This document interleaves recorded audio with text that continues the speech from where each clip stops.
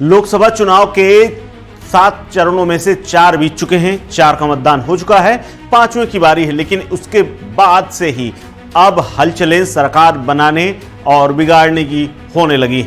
सबसे पहला रिएक्शन सामने आया है इंडिया गठबंधन में शामिल और ना शामिल, यानी दोनों बातें। क्योंकि इंडिया गठबंधन के साथ यूपी में तो समाजवादी पार्टी के साथ टीएमसी का गठबंधन है, लेकिन पूरे भारत में और उनके पश्चिम बंगाल में उन्होंने कांग्रेस से कोई समझौता नहीं कर रखा है।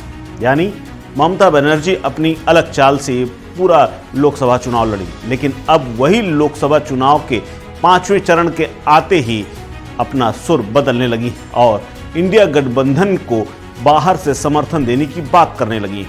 दरअसल पश्चिम बंगाल की 42 में से 18 सीटों के लिए वोट डाले जा चुके हैं, 24 सीटों के लिए वोटिंग होनी है और सूबे के मुख्यमंत्री ममता बनर्जी ने मतदान के 4 पड़ाव पार होने के बाद ही अपनी रणनीति बनानी शुरू कर दी। रणनीति को लेकर टीएमसी का रुख स्पष्ट कर दिया है। 5वें चरण में 80 सीटों पर, यूपी की 40 सीटों पर, बिहार की तर्ज पर ही 42 सीटों वाले पश्चिम बंगाल में भी इस बार लोकसभा चुनाव होने हैं और 5वां चरण आते ही ममता के मन में क्या चल रहा है ये भी पता चलने लगा है।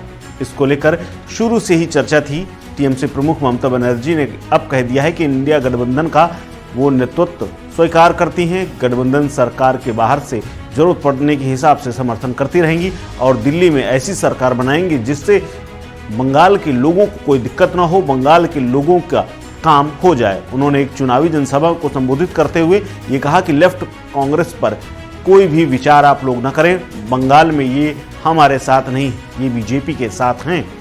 ममता बनर्जी के इस बयान के सियासी मायने तलाशे जा रहे हैं। सवाल ये भी उठ रहे हैं कि ममता बनर्जी को 4 चरण के बाद क्या इंडिया ब्लॉक की जीत दिखने लगी है? क्या इंडिया ब्लॉक के समर्थन की बात यूं ही निकली है या फिर कुछ इसके पीछे राज है? दरअसल ये राज्य का नहीं बल्कि देश का चुनाव है। तमाम जानकार कहते हैं कि बीजेपी के साथ सूबे के प्रो मोदी मतदाता इंटैक्ट हैं। एंटी बीजेपी वोट के 2 प्रमुख दावेदार ममता बनर्जी की अगुवाई वाली टीएमसी और लेफ्ट कांग्रेस गठबंधन। ममता बनर्जी भी इस बात से बखूबी जान रही है और समझ रही है कि कांग्रेस लेफ्ट गठबंधन जितनी मजबूती से लड़ेगा, टीएमसी को उतना ही नुकसान उठाना पड़ेगा और इसीलिए वो इस तरह के बयान दे रही हैं कि दोनों बीजेपी से मिले हुए। उनकी रणनीति एंटी बीजेपी वोटर्स को सीधा संदेश देने की है कि बीजेपी का विकल्प वही, बीजेपी को रोकना है तो टीएमसी को ही जिताना होगा। ममता के इस बयान के पीछे 2019 के आंकड़े भी गवाह रहे हैं। दरअसल पिछले आम चुनाव में पश्चिम बंगाल की 42 में से 18 सीटों पर हार जीत का अंतर 0.1% था और 8.5% के बीच ये पूरा इन सीटों पर आंकड़ा रहा है। क्लोज फाइट होने के चलते 18 में से 2 सीटों पर कांग्रेस को जीत मिल गई थी और बाकी 16 पर 8 सीटें टीएमसी और बीजेपी ने जीती थी। क्लोज कॉन्टेस्ट वाली इन सीटों में 3 से 4% वोट स्विंग भी नतीजे बदल सकता है। यानी अगर 3-4% वोट आगे पीछे हुआ तो नतीजे पलट जाएंगे। बीजेपी की रणनीति सूबे में पीएम मोदी की लोकप्रियता को कैश कराना है। भ्रष्टाचार और संदेश खाली जैसे मुद्दों पर जिस तरह से प्रचार प्रसार किया गया, बीजेपी ने आक्रामकता दिखाई। ऐसे में मतदाताओं को अपने पाले में लाने की ये कोशिश थी। वहीं टीएमसी की कोशिश अपने वोटर को इंटैक्ट रखते हुए इसे और बढ़ाने की। बीजेपी का स्ट्रांग होल्ड माने जाने वाले उत्तर बंगाल का मतदान हो चुका है, जहां पार्टी को 8 में से 7 सीटों में जीत मिली थी पिछले चुनाव में।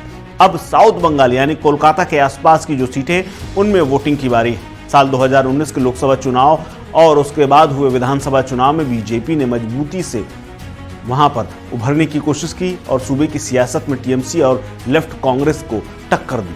इसके अलावा मुख्य प्रतिद्वंदी यही लोग हुआ करते थे, लेकिन दोनों ही दलों का वोट शेयर करते हुए अपनी सीटों का ग्राफ चुनाव दर चुनाव बढ़ा लिया, बाकियों का गिरा दिया। ममता बनर्जी ने पहले कांग्रेस नेतृत्व की ओर से मान मनोबल के बावजूद पश्चिम बंगाल में टीएमसी के अकेले लड़ने का ऐलान तो कर दिया, लेकिन इसके पीछे अस्तित्व तलाश रहे 2 दलों के फिर से खड़े होने के लिए अपनी जमीन नहीं देने की उनकी रणनीति अब हो सकती है कामयाब हो चुकी हो या फिर उसको नया आयाम देना। 2014 के प्रदर्शन को दोहराने की कवायद से भी इसको जोड़ा जा रहा है, क्योंकि तब अच्छी खासी सीटें ममता के खाते में गई थी। अब अगर ममता ये कह रही कि हम दिल्ली में समर्थन करेंगे तो इसके पीछे दिल्ली के लिए एक सॉफ्ट सिग्नल भी है। ममता बनर्जी और उनकी पार्टी के नेताओं ने शुरू से ही सूबे में कांग्रेस के साथ चुनाव नहीं लड़ पाने के लिए अधीर रंजन को जिम्मेदार ठहराया था। अधीर रंजन पर हमलावर भी रहे थे, लेकिन कांग्रेस नेतृत्व को लेकर आक्रामक बयानबाजियों से परहेज भी कर रहे थे। यानी पूरा का पूरा जो ठीकरा था वो बीजेपी के ऊपर था। इसीलिए संदेश खाली का जैसे ही मामला आया उसके बाद अब नए नए मामले आ रहे हैं, मुकदमे और तमाम चीजें बीजेपी नेताओं पर हो रही। हालांकि इस बार हिंसा का वो दौर नहीं देखा जा रहा है जो पहले यानी विधानसभा चुनाव के दौरान हुआ करता था। तब ताबड़तोड़ हत्याएं हो रही थी दोनों तरफ से। फिलहाल इस खबर में इतना ही। अपडेट्स के लिए बने रहिए वन इंडिया हिंदी के साथ। नमस्कार।